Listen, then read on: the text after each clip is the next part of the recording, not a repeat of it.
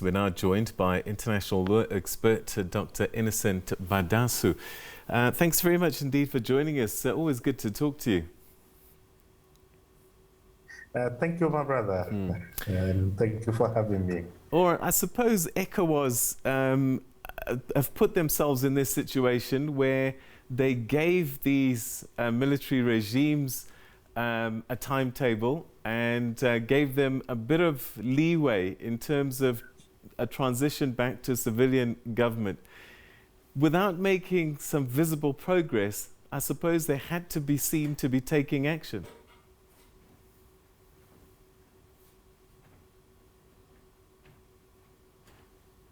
Dr. Badasu, we can see you. Hi, Peter, can you hear me? Yes, we can hear you now. I lost you, so I was unable to hear your preliminary question. All right, let me ask you again. I was just saying that I suppose ECOWAS's hand has been forced a little bit. They gave these military leaders a chance to show progress in terms of restoring their countries to civilian rule. And without showing too much progress, ECOWAS must be seen to be taking action. Yes, thank you very much. It's important to recognize that at the start of all of these, we had indicated that a time will come where ECOWAS will be running out of options.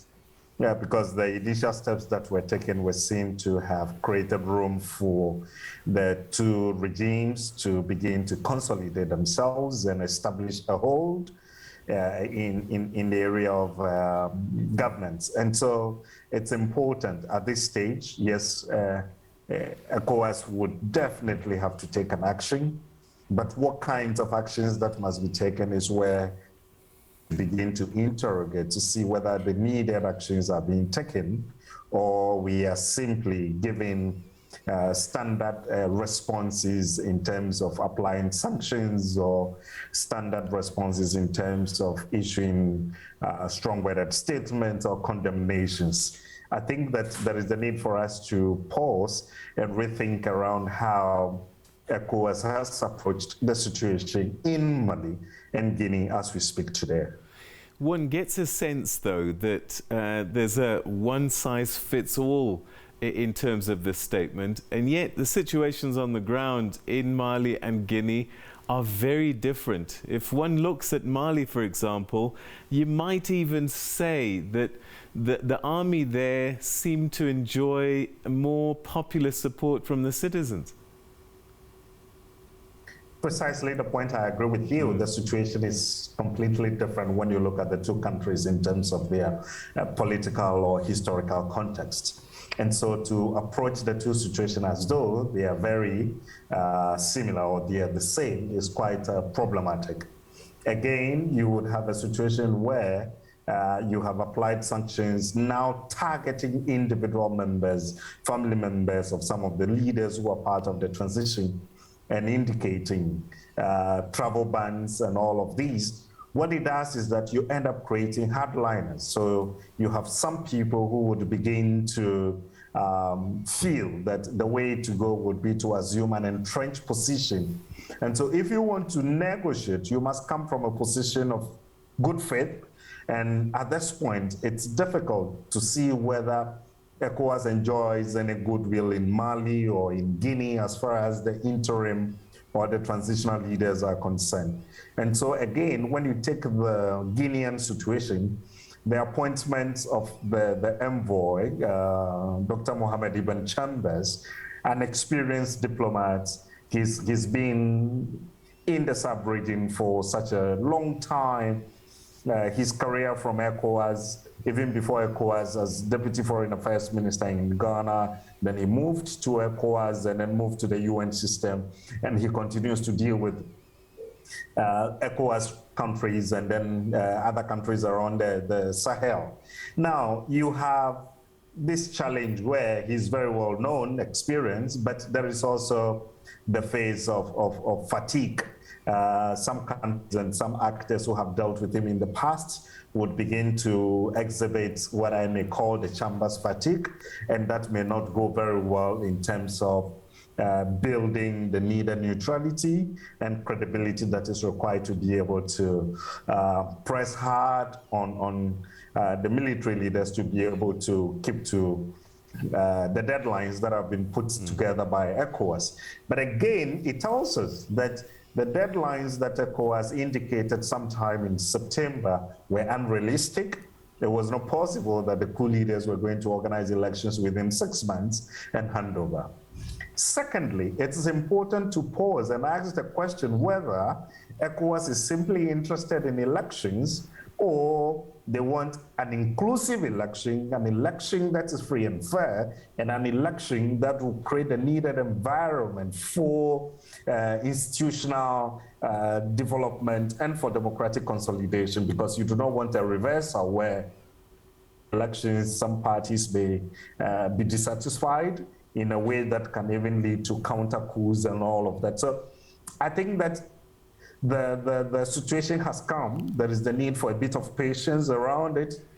Policy decisions must really be done within the context of a certain level of patience and admitting to some objective reality that indeed the two guys have taken over. They have consolidated their gains.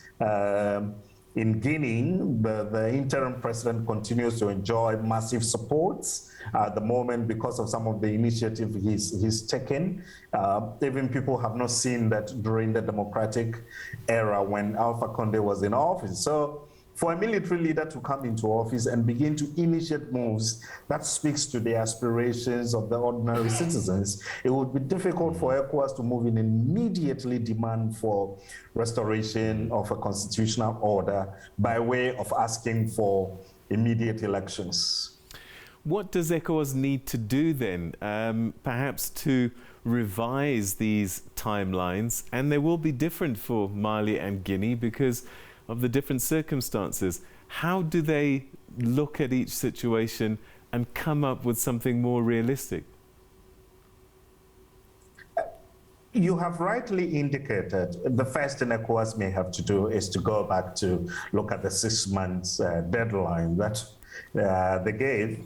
And sometimes you have to concede in a situation like this and come back as a much more acceptable, if you like, arbiter in the situation. So ECOWAS may have to revise that.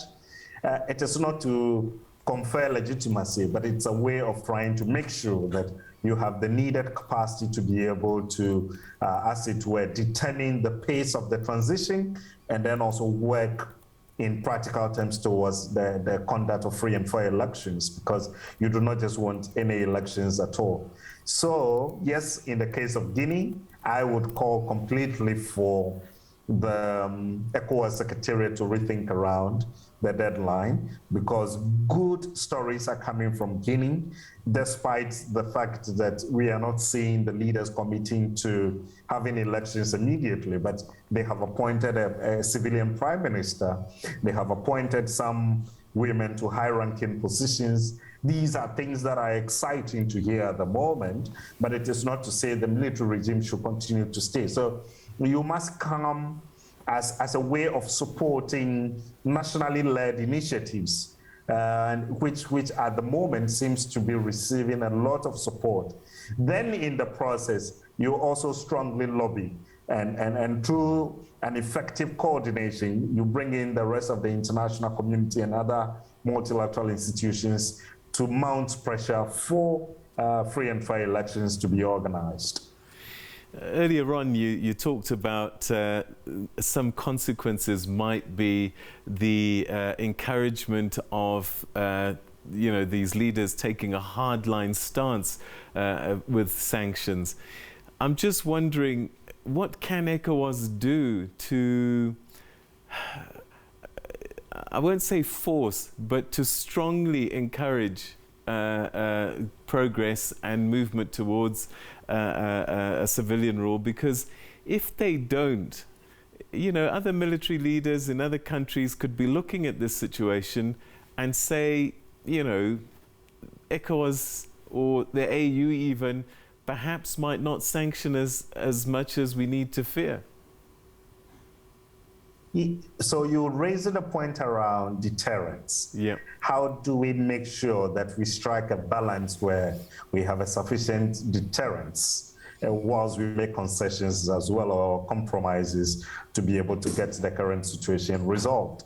And I do agree that it's a very delicate balance to ask for. But what is important here is that we need to go back and look at how it all started.